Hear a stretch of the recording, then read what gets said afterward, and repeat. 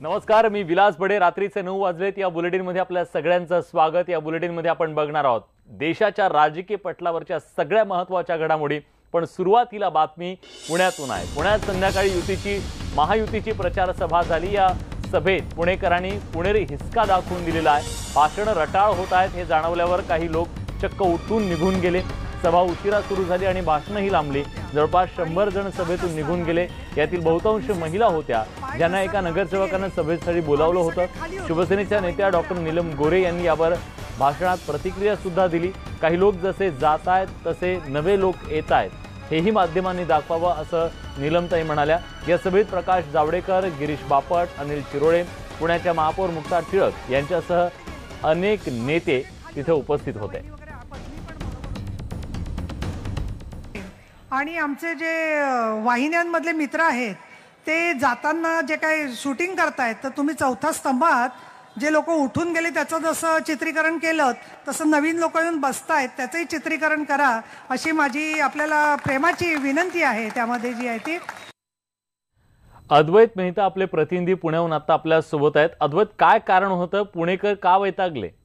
विलास, आपण जर बघितलं 5:30ची सभा आहे आणि आता 9 वाजलेले आहेत आणि अजूनही सभा सुरूच आहे।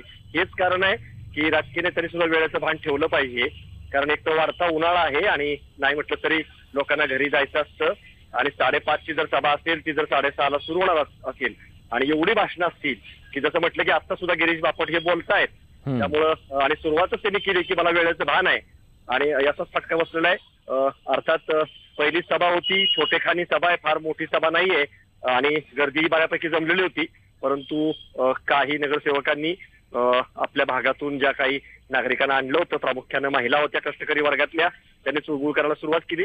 निश्चितपणे त्यांना घरी जाऊन स्वयंपाक पाणी करायचं असणार, त्यामुळं साधारणतः 100-1 महिला उठून गेल्या।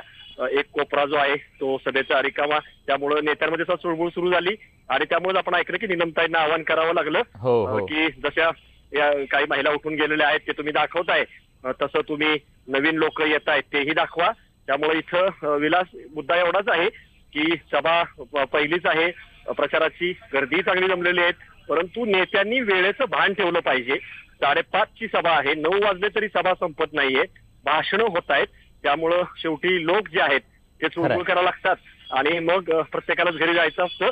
त्याचंच प्रत्यंतर जे आहे ते दिसलं आणि त्यामुळं अजूनही सभा सुरू आहे आणि कदाचित 9:30 वाजतील।